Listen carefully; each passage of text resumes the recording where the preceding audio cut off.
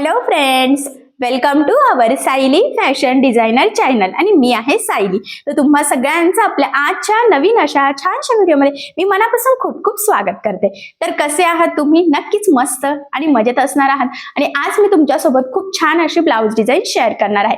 Actually बऱ्याच आपल्याला त्याच डिझाईन बघून कंटाळ येतो, वेगळी युनिक डिझाईन बनवायची असते. एवढंच नाही तर कस्टमरची सुद्धा रिक्वायरमेंट असते की काहीतरी नवीन डिझाईनची आयडिया द्या. अशा वेळेस काय करायचं, तर आज मी तुमच्यासोबत खरं तर खूप सुंदर अशी ब्लाउज डिझाईन शेअर करणार आहे. आणि ही जी काही ब्लाउज डिझाईन आहे यामुळे आपल्या साडीला आणि ब्लाउजला नक्कीच खूप सुंदर असं लुक येणार आहे. एवढंच नाही तर मी तुम्हाला याची संपूर्ण कटिंग आणि स्टिचिंग अतिशय सावकाश स्टेप बाय स्टेप आणि खूप काही महत्त्वाच्या फिनिशिंगच्या टिप्स अँड ट्रिक्स सांगणार आहे, जेणेकरून तुम्हाला आपला आजचा हा व्हिडिओ बघून परफेक्ट असे प्रॉपर फिनिशिंग सहित ही जी काही ब्लाउज डिझाईन आहे ही सहज बनवता येईल. आणि सगळ्यात महत्त्वाचं म्हणजे ही जी काही ब्लाउज डिझाईन आहे यामुळे आपल्या साडीला आणि ब्लाउजला खूप सुंदर असं लुक येणार आहे. सो अशी छानशी लेटेस्ट ट्रेंडिंग न्यू लुक मधली ब्लाउज डिझाईन तुम्ही नक्की ट्राय करून बघा. ठीक आहे. सो चला मग वेळ न घालवता आपण आपल्या आजच्या छानशा व्हिडिओला सुरुवात करूयात. आणि हा व्हिडिओ तुम्ही स्किप न करता पूर्ण नक्की बघा, जेणेकरून तुम्हाला आपला आजचा हा व्हिडिओ बघून परफेक्ट अशी प्रॉपर फिनिशिंग सहित ही ब्लाउज डिझाईन सहजच बनवता येईल. ठीक आहे. सो चला मग आता आपण स्टार्ट करूया. हे बघा, इथे तुम्ही बघू शकतात की हा आहे ब्लाउज पीस. ॲक्च्युली हा प्लेन ब्लाउज पीस आहे कॉटन टाईपमध्ये आणि याचं आपण बॅक पार्ट ऑलरेडी कटिंग करून घेतला आहे, म्हणजे अस्तर आणि मेन फॅब्रिक. तर सगळ्यात आधी मी तुम्हाला याचं मेजरमेंट सांगते, म्हणजे तुम्हाला तुमच्या मापानुसार या ब्लाऊजची कटिंग स्टिचिंग कशी करावी तर ते सहजच लक्षात येईल. तर बघा, इथे ब्लाऊजची जी काही उंची आहे तर ती आहे 13 इंच. त्यामध्ये 1 इंच मार्जिन, असं टोटल 14 इंचाला आपण इथे मार्किंग करून घेतलेली आहे. यानंतर इथून घ्यायचं आहे गळा रुंदी आणि शोल्डर, असं टोटल 5.5 आणि 2.5 इंच गळा रुंदीची मार्किंगसुद्धा इथे मी करून घेतलेली आहे. त्यानंतर याचा मुंडासुद्धा घेतलेला आहे आपण 5.5 इंच. 1.5ला मार्किंग करून बॅक साईडच्या मुंड्याचा शेपसुद्धा दिलेला आहे. आणि इथून घ्यायचा आहे छातीचा चौथा भाग अधिक 1.5 इंच मार्जिन किंवा 2 इंच, तुम्हाला जेवढं घ्यायचं आहे त्यानुसार. ठीक आहे. तर अशा पद्धतीने मापे टाकून हा बॅक पार्ट आपण इथे कटिंग करून घेतलेला आहे. आता यावर सगळ्यात आधी आपण गळ्याची मार्किंग करणार आहोत. तर गळ्याची मार्किंग ही सगळ्यात आधी आपल्याला अस्तरच्या बॅक पार्टवर करायची असते. तर बघा, मग तुमचा जेवढा गळा असेल त्यामध्ये अर्धा इंच एक्स्ट्राचं मार्जिन ॲड करायचं आहे आणि गळ्याची मार्किंग करून घ्यायची. तर मी इथे 10ला मार्किंग केली. 2.5 इंच गळ्या रुंदीची मार्किंगसुद्धा इथे करायची आहे. वरच्या साईडला तर आपण ऑलरेडी करून घेतलेली आहे. त्यानंतर पट्टीच्या सहाय्याने हे डॉट जॉईन करून आपल्याला इथे एक सिंपल बॉक्स काढायचा आहे.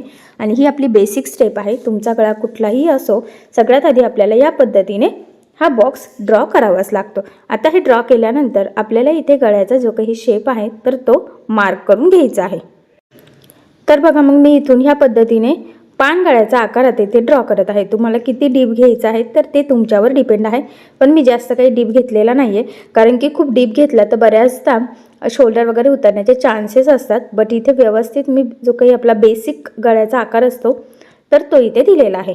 आता बघा, ही जी काही मार्किंग केलेली आहे ना, तर एक्झॅक्टली यावरच आपल्याला कटिंग करून घ्यायची आहे. जर तुम्हाला कॅनव्हास पेपर लावून हा स्टिच करायचा असेल तर मग कॅनव्हास पेपरवर सेम अशीच मार्किंग करून घ्यायची.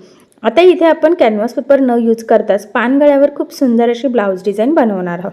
तर बघा, मग मी इथे हे कट करून घेतलेलं आहे. आणि आता आपल्याला सगळ्यात आधी अस्तर आणि मेन फॅब्रिक एकमेकाला जोडून घ्यायचं आहे.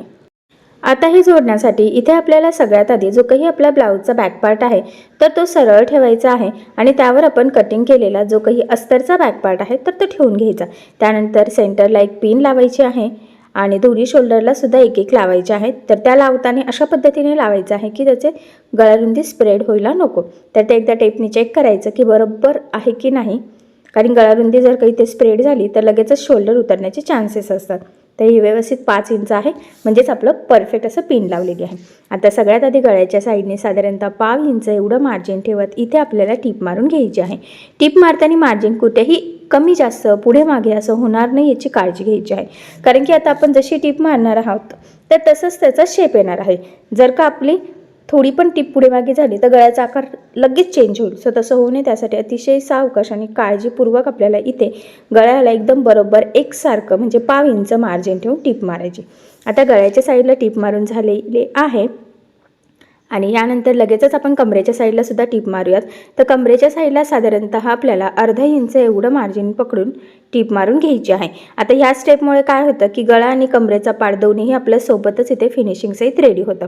सो बघा, मग मी टीप मारून घेतली. त्यानंतर जे काही एक्स्ट्राचं आहे कमरेच्या साईडचं तर ते कटिंग करून घ्यायचं आणि गळ्याच्या मध्ये सुद्धा जे काही एक्स्ट्राचं आहे तर ते सुद्धा आपल्याला इथे कटिंग करून घ्यायचं आहे.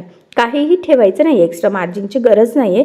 जेवढा अस्तरचा पार्ट आहे तेवढंच ठेवायचं आहे.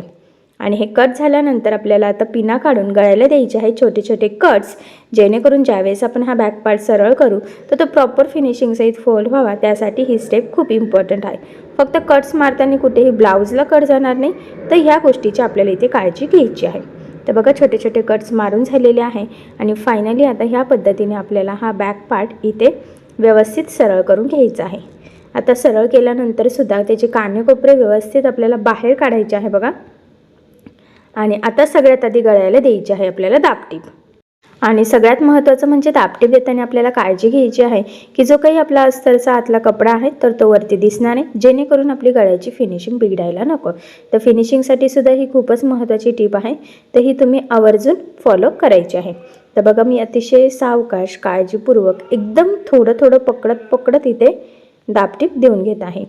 तर सेम तुम्हीसुद्धा याच पद्धतीने अतिशय सावकाशपणे गळ्याला दाबटीप देऊन घ्यायचं आहे, कारण की आता गळ्याचा जसा आकार आणि जसा शेप फिनिशिंग येईल त्यावरच सगळं आपलं ब्लाऊजचं लुक डिपेंड आहे. तर अतिशय काळजीपूर्वक प्रॉपर फिनिशिंग सहित आपल्या इथे हा गळा रेडी झाला. त्यानंतर लगेचच आपण इथे कमरेच्या साईडला सुद्धा दाबटीप देऊन घेऊयात. आणि इथे सुद्धा अस्तरचा कपडा वरती दिसणार नाही याची आपल्याला काळजी घेतच दाबटीप द्यायची आहे. आणि इथे तुमच्या लक्षात येईल की गळा आणि कमरेचा पार्ट बघा दोन्ही सोबतच रेडी होते. गळ्याला गळापट्टी आणि कमरेला कमरपट्टी लावण्याची सुद्धा गरज नाही आहे. इतकी सोपी पद्धत आहे आणि फिनिशिंगसुद्धा खूप सुंदर येते. आता एवढं झाल्यानंतर आपल्याला बघा अस्तर आणि मेन फॅब्रिक एकमेकाला जोडून घ्यायचं आहे. आता हे जोडताना कुठेही गोळा होणार नाही, तिरकं जाणार नाही, हे छोट्या मोठ्या गोष्टींची आपल्याला काळजी इथे घ्यायची आहे. नाही तर बऱ्याचदा ते जोडताना मध्ये गोळा होण्याचे चान्सेस असतात. तर तेवढ्या गोष्टीची फक्त आपल्याला एक काळजी घ्यायची आहे. आणि ह्या पद्धतीने संपूर्ण जोडून घेतल्यानंतर जे काही एक्स्ट्राचा ब्लाऊज पीसचा कपडा दिसतोय तर तो सुद्धा इथे आपल्याला कटिंग करून घ्यायचा आहे, जेणेकरून आपला परफेक्ट मापाचा बॅकपार्ट इथे रेडी होईल. कारण तुम्हाला सगळ्यांनाच माहीत आहे अस्तरवर आपण परफेक्ट कटिंग करतो, पण ब्लाऊज पीसचा कपडा आपण थोडंसं एक्स्ट्राचं मार्जिन ठेवून कटिंग करत असतो. खरं तर म्हणूनच मग ह्या पद्धतीने ते कट करून घ्यायचं. ठीक आहे. त्यानंतर बघा मी इथून ह्या पद्धतीने एक शेप ड्रॉ करून घेतलेला आहे, थोडासा असा गोलाकार क्रॉसमध्ये वन साईड टाईप. ठीक आहे. आता तो बॅकपार्ट मी साईडला ठेवला आणि ब्लाऊजचा मधला हा जो काही कपडा आहे तर हा कपडा घेते. तर आता आपल्याला ना छोटे छोटे स्क्वेअर म्हणजेच चौकोन तयार करून घ्यायचे आहे. तर ते कशासाठी तर ते मी तुम्हाला पुढे सांगेलच. तर बघा मग या पद्धतीने एवढं पार्ट तरी आपल्याला लागणार आहे. म्हणजे 2x2चं किंवा 2.5x2चं किंवा 3x3चे चौकोन तयार करायचे आहे. तर मला असं वाटतं की 3x3चेच इथे व्यवस्थित राहतील, म्हणजे व्यवस्थित डिझाईनसुद्धा तयार होईल. सो मग अशा पद्धतीने अजून आपण इथे कटिंग करून घेऊयात. आणि बघा मग ह्या पद्धतीने आपल्याला ते फोल्ड करून इथे टीप मारून घ्यायची आहे. तर सेम बघा जसे त्रिकोण बनवतो तसं आणि अजून एकदा एक्स्ट्रा फोल्ड. म्हणजे नीट लक्ष द्या, तुमच्या लक्षात येईल की मी कशा पद्धतीने फोल्ड करत आहे आणि कशा पद्धतीने आपल्याला टिपसुद्धा टाकायची आहे. तर ही बघा नवीनच ट्रेंडिंग डिझाईन आहे. नक्कीच ह्या डिझाईनमुळे ब्लाऊजला साडीला खूप सुंदर असे लुक येईल आणि सगळ्यात महत्त्वाचं म्हणजे खूप सोपीसुद्धा आहे. सो नक्की अशी डिझाईन ट्राय करून बघा. असंही मी खूप सोप्या पद्धतीने तुम्हाला सांगण्याचा प्रयत्न करत आहे. तर बघा मग सेम ह्याच पद्धतीने बाकीचे उरलेले सगळेच वेगळ्या पद्धतीचे हे त्रिकोण आपण इथे रेडी करून घेऊयात. तर बघा मग फायनली हे सगळे तयार झालेले आहेत. तर आता जे काही एक्स्ट्राचं होतं ना थोडंसं तर ते आपण कट करूयात, म्हणजे एकदम व्यवस्थित शेपमध्ये आपले त्रिकोण इथे तयार होतील आणि मग ब्लाऊज डिझाईनला सुद्धा काही प्रॉब्लेम यायला नको यासाठी. कारण की आपण डायरेक्ट कट केलं होतं अंदाजे, तर थोडंफार होऊ शकतं. फक्त स्टिच करताना ते व्यवस्थित बनवायचे आहे. ठीक आहे. तर बघा हे त्रिकोण छान आपले रेडी झालेले आहेत.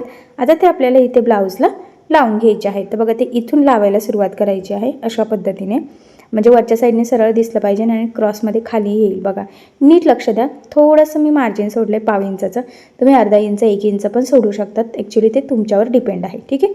तर बघा मग ह्या पद्धतीने आता व्यवस्थित जवळजवळ लावून घ्यायचे आहेत. यामध्ये जास्त डिस्टन्सची गरज नाही आहे, कारण की हे लावून झाल्यानंतर जी काही डिझाईन तयार होणार आहे तर त्यासाठी हे जवळजवळ लावणंच गरजेचं आहे. जर खूप लांब लांब लावले तर डिझाईन व्यवस्थित तयार होणार नाही. तर नक्कीच तुमच्या लक्षात येत असेल की कशा पद्धतीने मी हे त्रिकोण इथे लावून घेत आहे. तर तुम्हीसुद्धा व्यवस्थित त्याच पद्धतीने लावायचं आहे. पानगळा आहे त्यामुळे कडेकडेने एकसारखं मार्जिन राहील याचीसुद्धा आपल्याला इथे काळजी घ्यायची आहे. त्याचं फायनल लुक तर तुमच्या लक्षात येईलच. फक्त आत्ता सध्या हे त्रिकोण कसे लावायचे ते जास्त गरजेचं आहे, कारण ते जर व्यवस्थित लागले गेले नाही तर मग डिझाईन सगळी बिघडेलच, त्याला हवं तसं लुकच येणार नाही. सो त्यासाठी अतिशय काळजीपूर्वक सावकाशपणे आपल्याला इथे हे स्टिच करून घ्यायचं आहे. आणि जसं आपण बघा थोडासा क्रॉसमध्ये असा गोलाकार शेप दिला होता ना सेंटरपासून, बरोबर त्यावरच आपण तिथपर्यंत लावून घेतले. ठीक आहे, आता हे लावून झालेले आहे. त्यानंतर आता काय करायचं आहे, पुढची डिझाईन बनवण्याच्या आधी म्हणजे जे त्रिकोण लावलेले आहे ना तर ते वेगळ्या शेपमध्ये आपल्याला फोल्ड करायचे आहेत, पण ते मी तुम्हाला पुढे सांगेल. त्याआधी आपण एक साईडने लेस लावून घेऊयात. तर इथे तुम्ही तुमच्या आवडीनुसार कुठलीही लेस यूज करू शकतात, बट इथे मी सिंपल अशी गोल लेस घेतलेली आहे आणि ती आता आपण इथे डबल लेअरमध्ये लावून घेऊयात, जेणेकरून ब्लाऊज डिझाईनला अजूनच छान असं लुक यावं यासाठी. तर मी इथून स्टार्ट केलेलं आहे बरोबर गळ्याच्या कडेकडेने. मी इथे काहीही मार्जिन ठेवलेलं नाही आहे. आणि मी पुन्हा सांगते, लेस तुम्ही तुमच्या आवडीनुसार कुठलीही लावू शकतात. महत्त्वाचं म्हणजे लेस लावताना शक्यतो मॅचिंग धागा यूज करायचा. आता खाली बॉबिनला तर आपला रेडच असेल, पण वरच्या साईडला स्किन असा गोल्डनिश घ्यायचा, जेणेकरून फिनिशिंग छान येईल. आणि ही लेस आपल्याला बरोबर फक्त इथपर्यंतच लावायची आहे बघा, जिथून आपला शेप जातोय ना तिथपर्यंतच. आणि ह्या लेसला मी डबल टिप देऊन घेतलेली आहे. आता सेम ह्याच पद्धतीने थोडासा डिस्टन्स सोडून अजून एक लेअरमध्ये आपल्याला ही लेस लावून घ्यायची आहे. त्याचबरोबर लेसला पुन्हा डबल टिपसुद्धा द्यायची आहे. तर डबल टिप देण्याचे कारण आहे की फिनिशिंग छान येते. महत्त्वाचं म्हणजे लेसवरती तरंगतसुद्धा नाही, ती पॅकसुद्धा लागली जाते. सो त्यामुळे शक्य असल्यास तुम्ही डबल टिप द्यायची, म्हणजे तुमची लेस जाड बारीक कशीही असो, पण फिनिशिंगसाठी ही गोष्ट खूप इम्पॉर्टंट आहे. तर तुम्हीसुद्धा नक्कीच फॉलो करा, म्हणजे लेससुद्धा लवकर खराब पण होणार नाही आणि दिसायला पण छान दिसेल. सो बघा मग फायनली आपण इथे 2 लेअरमध्ये वन साईड म्हणजे एका साईडला ही लेस लावून घेतलेली आहे. ठीक आहे, इथपर्यंत नक्कीच लक्षात आलं असेल. यानंतर आता मी पुन्हा सांगते, पुढची डिझाईन बनवण्याच्या आधी आपण बॅक साईडला इथे टक्स टाकून घेऊयात, जेणेकरून आपल्याला थोडंसं डिझाईनचा अंदाज येईल. त्याआधी इथे मी बघा 1 मीटर रेडीमेड नॉट घेतलेला आहे. एका ब्लाऊजसाठी तेवढं सफिशियंट असतं आणि साधारणतः 2.5 ते 3 इंच खाली आपल्याला इथे लावून घ्यायचं आहे. त्याचबरोबर महत्त्वाचं म्हणजे पानगळा किंवा मटका गळा असेल तर आपल्याला नॉट हे लावावं लागतं. त्याच्यामुळे मग पानगळा आहे म्हणून लावलेला आहे. काहींना नॉट आवडत नाही तर तुम्ही नाही लावलं तरीसुद्धा चालेल, मग तुम्ही गोल शेप इथे घेऊ शकता. ठीक आहे, तर बघा मग मी इथे दोन्ही साईडने बरोबर एकाच लेवलमध्ये हे रेडीमेड गोल्डन कलरचं नॉट लावून घेतलेलं आहे. आता यानंतर बॅक साईडला टक्स टाकूयात. तर बघा सेंटरपासून आपण इथे 4.5 इंचाला मार्किंग करून अर्धा इंच साईडला आणि उभा 4 इंचाच्या टक्स पॉईंटचे आपण इथे मार्किंग करून घेतलेली आहे. आता ही मार्किंग केल्यानंतर या पद्धतीने फोल्ड करून तिरका टक्स आपल्याला इथे टाकून घ्यायचा आहे. लक्षात राहू द्या, स्टार्टिंगला डबल टिप देऊन लॉक करायचा आहे. तिरका टक्स आहे आणि संपूर्ण टक्सला सुद्धा आपल्याला इथे डबल टिप देऊन घ्यायची आहे. सेम त्याच पद्धतीने आपण दुसऱ्या साईडला सुद्धा बरोबर तिरका टक्स टाकून घेऊयात. स्टार्टिंगला एंडिंगला व्यवस्थित लॉक करून घ्यायचं आहे या पद्धतीने. सो फायनली प्रॉपर फिनिशिंग सहित आपण इथे दोन्ही साईडला टक्स टाकून घेतलेले आहे. आणि आता मी म्हटल्याप्रमाणे आपण पुढची डिझाईन बनवायला सुरुवात करूयात. तर बघा सगळ्यात आधी इथे आपल्याला आता सुई आणि गोल्डन जे काही मणी असतात तर ते लागणार आहे. सुईमध्ये तुम्ही 4 पदरी दोरा ओवून घेतला तरी चालेल किंवा डबल फोल्ड घेतला तरीसुद्धा चालेल. तुम्हाला जे इझी वाटेल त्यानुसार तुम्ही करू शकता. तर बघा मग इथून आता हा कोपरा आपल्याला या पद्धतीने इथे फोल्ड करून सुईने 1-2 टाके टाकून व्यवस्थित पॅक करून घ्यायचं आहे, जेणेकरून ते वेगळी डिझाईनसारखं दिसेल. आणि त्यामध्ये मग एक मनी गोल्डन कलरचा ओवून घेतलेला आहे. ठीक आहे, कंटिन्यू लगेच सेम पुढचा पण जो काही त्रिकोण आहे तर तो त्याच पद्धतीने फोल्ड करायचा आहे आणि तिथे सुद्धा बघा एक मनी ओवून घ्यायचा आहे. पुन्हा सांगते, व्यवस्थित लक्ष द्या. आणि लास्टला म्हणजे मागच्या बाजूला एक मनी ओवून झाल्यावर व्यवस्थित गाठसुद्धा टाकायची आहे, जेणेकरून तिथून पुन्हा तो मनी निघण्याचे चान्सेससुद्धा राहायला नको यासाठी. सो बघा मग कंटिन्यू लगेच पुढचं जे आहे तर ते पण मी इथे करून घेते. आणि तुमच्या इथे बघितल्यावर लक्षातसुद्धा येईल की किती सुंदर वेगळ्या प्रकारची डिझाईन इथे तयार होते. अजून एक महत्त्वाचं म्हणजे इथे तुम्ही थोडे मोठे गोल्डन मनी यूज केले तरीसुद्धा चालेल. ॲक्च्युली ते तुमच्या चॉईसवर डिपेंड आहे, पण मी सिम्पलच मीडियम साईजचे मनी इथे घेतलेले आहे. आणि संपूर्ण आता जे काही त्रिकोण लावलेले आहे तर तिथे असे टाके टाकत ही डिझाईन रेडी करून घेते. तर बघा मग फायनली आपली ही खूप सुंदर अशी पानगळ्यावरची वन साईड थोड्या वेगळ्या पद्धतीची ब्लाऊज डिझाईन इथे रेडी झालेली आहे. तुम्ही बघू शकतात की किती सुंदर असं लूक आलेलं आहे. त्याचबरोबर इथे आपण रेडीमेड जे काही लटकन आहेत गोल्डन तर ते यूज केलेले आहे. आणि हा शेप पण तुमच्या लक्षात आला असेल की कशा पद्धतीने करायचा. असंही मी तुम्हाला अतिशय सावकाश या संपूर्ण ब्लाऊज डिझाईनची कटिंग स्टिचिंग सांगण्याचा प्रयत्न केलेला आहे. सो अशी डिझाईन तुम्ही नक्की ट्राय करून बघा. नक्कीच ह्या डिझाईनमुळे तुमच्या साडीला आणि ब्लाऊजला खूप सुंदर असं लूक येईल आणि आय होप सो अशी डिझाईन तुमच्या कस्टमरला सुद्धा नक्कीच आवडेल. सो नक्की ट्राय करून बघा आणि जर काही प्रॉब्लेम येत असेल तर मला कमेंट करून नक्कीच कळवा. मी तुमच्या प्रश्नाचे उत्तर देण्याचा नक्कीच प्रयत्न करेन. सो बघा मग किती सुंदर प्रॉपर परफेक्ट फिनिशिंग सहित आपली डिझाईन तयार झालेली आहे. बघितल्यावरच लक्षात येत आहे की फिनिशिंग किती मस्त आलेली आहे आणि ह्या डिझाईनमुळे आपल्या साडीला आणि ब्लाऊजला देखील खूप सुंदर असं लुक आलेला आहे. त्याचबरोबर सगळ्यात इम्पॉर्टंट म्हणजे ही जी काही डिझाईन आहे त्याची संपूर्ण कटिंग आणि स्टिचिंग मी तुम्हाला अतिशय सावकाश स्टेप बाय स्टेप आणि खूप काही महत्त्वाच्या फिनिशिंगच्या टिप्स अँड ट्रिक्स सहित सांगण्याचा प्रयत्न केलेला आहे. या टिप्स अँड ट्रिक्स फॉलो करून तुम्ही सुद्धा ही डिझाईन बनवून बघा. नक्कीच तुम्हाला जमेल आणि तुमच्या साडीला सुद्धा खूप सुंदर असं या डिझाईनमुळे लुक येईल आणि कस्टमरला सुद्धा तुम्ही ह्या डिझाईनची आयडिया नक्कीच देऊ शकता. ठीक आहे. सो चला मग तुम्ही अशी डिझाईन नक्की ट्राय करून बघा आणि जर तुम्हाला यामध्ये काही प्रॉब्लेम येत असेल तर मला कमेंट करून नक्कीच कळवा. मी तुमच्या प्रश्नाचे उत्तर देण्याचा नक्कीच प्रयत्न करेन. ठीक आहे. सो चला मग भेटूया पुन्हा नवीन अशा छानशा व्हिडिओमध्ये आणि तुम्हाला आपला आजचा व्हिडिओ कसा वाटला हे मला कमेंट करून नक्की कळवा. त्याचबरोबर आपला व्हिडिओ आवडला असेल तर व्हिडिओला लाईक करायला विसरू नका आणि असेच नवनवीन छानसे व्हिडिओज बघण्यासाठी आपल्या सायली फॅशन डिझायनर या चॅनलला सबस्क्राईब करा आणि ज्या वेळेस तुम्ही सबस्क्राईब कराल त्यावेळेस त्यासमोरील बेल आयकॉन ही नक्की प्रेस करा.